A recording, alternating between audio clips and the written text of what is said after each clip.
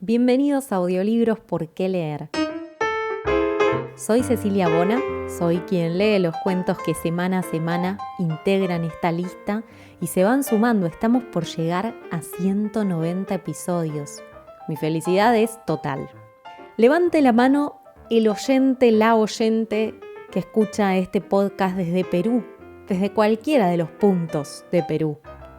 Pueden comentármelo en las redes, desde donde me escuchan, pero en este caso hablo de Perú en particular porque hoy les voy a leer El banquete, del autor conocido por también ser parte del boom latinoamericano, autor peruano decía, Julio Ramón Ribeiro. En 1958 Julio sacó su segundo libro que se llama Cuentos de Circunstancias y es de ese libro que saqué este cuento. El banquete. Ojalá que les guste. Vamos a la lectura. Con 2 meses de anticipación, don Fernando Pasamano había preparado los pormenores de este magno suceso. En primer término, su residencia hubo de sufrir una transformación general.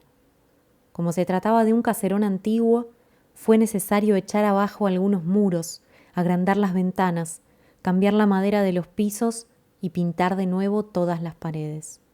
Esta reforma trajo consigo otras, y como esas personas que cuando se compran un par de zapatos juzgan que es necesario estrenarlos con calcetines nuevos, y luego con una camisa nueva, y luego con un terno nuevo, y así sucesivamente hasta llegar al calzoncillo nuevo, don Fernando se vio obligado a renovar todo el mobiliario, desde las consolas del salón hasta el último banco de la repostería.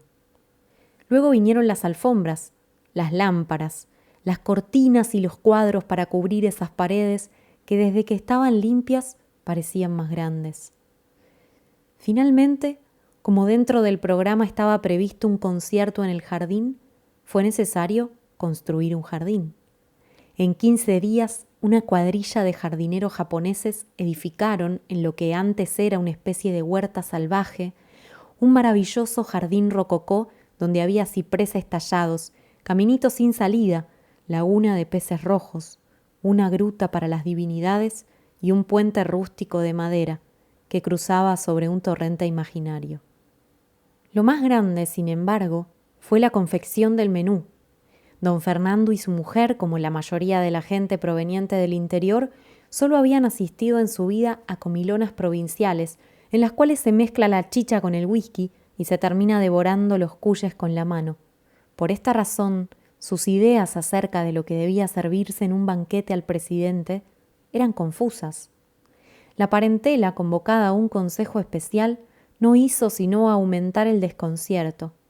Al fin, don Fernando decidió hacer una encuesta en los principales hoteles y restaurantes de la ciudad, y así pudo enterarse que existían manjares presidenciales y vinos preciosos que fue necesario encargar por avión a las viñas del mediodía. Cuando todos estos detalles quedaron ultimados, don Fernando constató con cierta angustia que en ese banquete, al cual asistirían 150 personas, 40 mozos de servicio, 2 orquestas, un cuerpo de ballet y un operador de cine, había invertido toda su fortuna. Pero al fin de cuentas, todo dispendio le parecía pequeño para los enormes beneficios que obtendría de esta recepción. Con una embajada en Europa y un ferrocarril a mis tierras de la montaña, rehacemos nuestra fortuna en menos de lo que canta un gallo, decía a su mujer. Yo no pido más, soy un hombre modesto. Falta saber si el presidente vendrá, replicaba su mujer. En efecto, había omitido hasta el momento hacer efectiva su invitación. Le bastaba saber que era pariente del presidente, con uno de esos parentescos serranos tan vagos como indemostrables, y que por lo general nunca se esclarecen por el temor de encontrarles un origen adulterino, para estar plenamente seguro que aceptaría. Sin embargo, para mayor seguridad, aprovechó su primera visita a Palacio para conducir al presidente a un rincón y comunicarle humildemente su proyecto. Encantado, le contestó el presidente. Me parece una magnífica idea, pero por el momento me encuentro muy ocupado. Le confirmaré por escrito mi aceptación. Don Fernando se puso a esperar la confirmación. Para combatir su impaciencia, ordenó algunas reformas complementarias que le dieron a su mansión un aspecto de un palacio afectado para alguna solemne mascarada. Su última idea fue ordenar la ejecución de un retrato del presidente que un pintor copió de una fotografía y que él hizo colocar en la parte más visible de su salón. Al cabo de 4 semanas, la confirmación llegó. Don Fernando, quien empezaba a inquietarse por la tardanza, tuvo la más grande alegría de su vida. Aquel fue un día de fiesta. Salió con su mujer al balcón para contemplar su jardín iluminado y cerrar con un sueño bucólico esa memorable jornada. El paisaje, sin embargo, parecía haber perdido sus propiedades sensibles, pues dondequiera que pusiera los ojos, don Fernando se veía a sí mismo. Se veía en chaqué, en tarro, fumando puros, con una decoración de fondo, donde, como en ciertos afiches turísticos, se confundían los monumentos de las 4 ciudades más importantes de Europa. Más lejos, en un ángulo de su quimera, veía un ferrocarril regresando de la floresta con sus vagones cargados de oro, y por todo sitio, movediza y transparente como una alegoría de la sensualidad, veía una figura femenina que tenía las piernas de una cocotte, el sombrero de una marquesa, los ojos de una tahitiana y absolutamente nada de su mujer. El día del banquete los primeros en llegar fueron los soplones.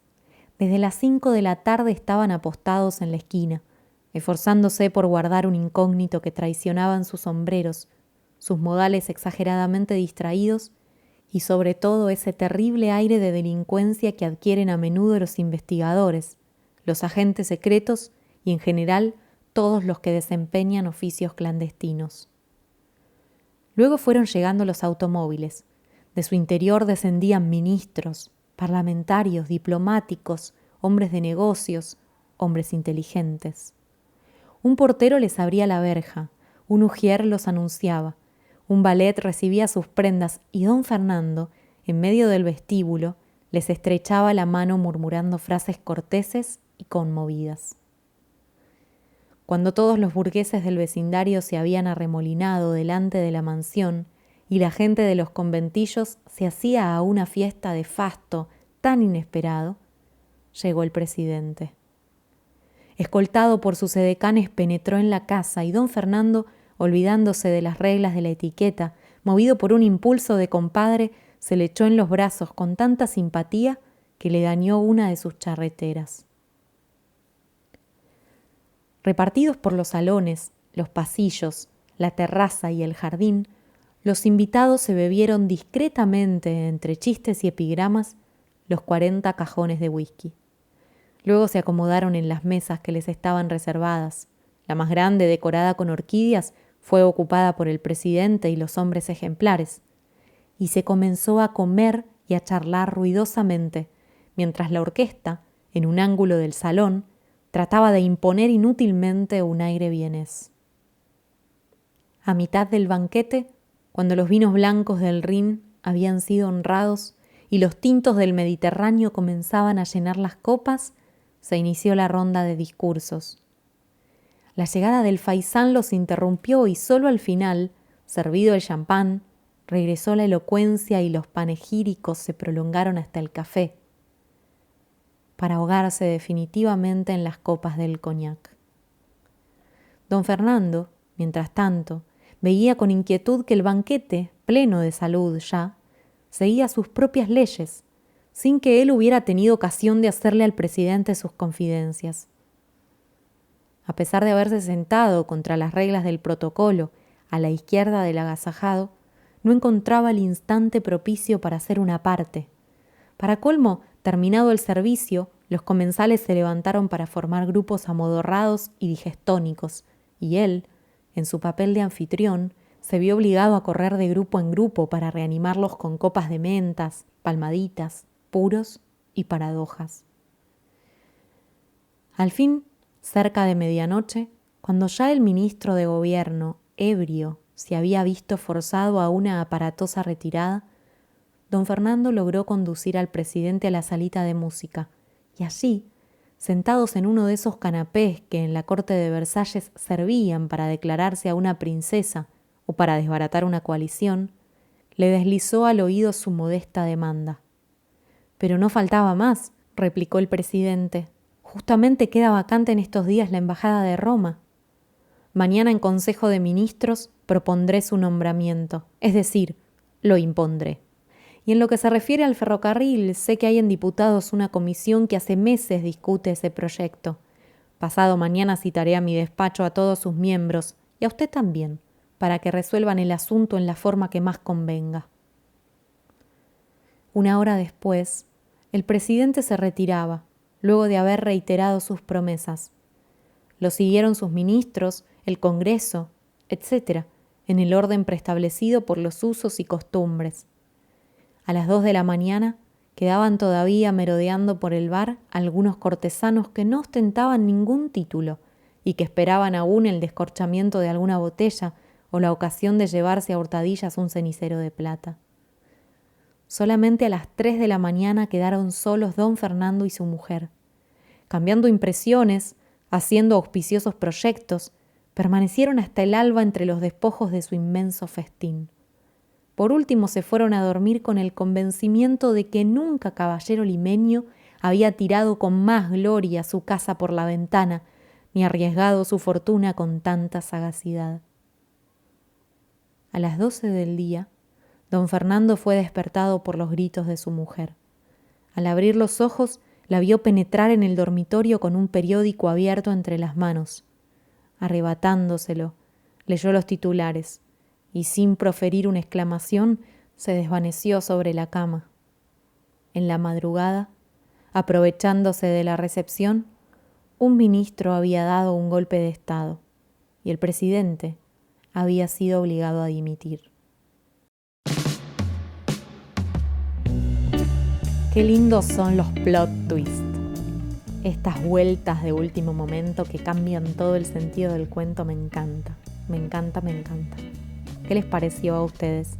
Bueno, ya los invité a contarme en redes desde dónde escuchan los audiolibros de Por qué leer. Y también los invito a que me escriban contándome qué les parece, si les gustan los cuentos, qué otros autores les parece que tendría que incluir y mucho más. Pasando a las formalidades de siempre, los invito, si tienen ganas, a transformarse en patrocinadores de Por qué leer.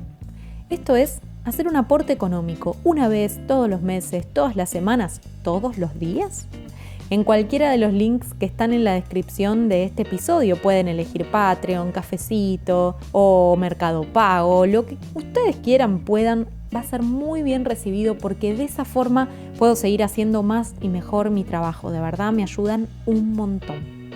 No me queda mucho más para decir, espero que hayan disfrutado el cuento, la historia, que se hayan podido imaginar ese palacio limeño que era un cascarón en realidad y que ni bien se empezó a despintar un poquito, se desmoronó todo lo que Fernando había planeado para su propia vida. ¿Nos encontramos en el próximo episodio? Ojalá que sí. Entonces, hasta la próxima lectura. Chao.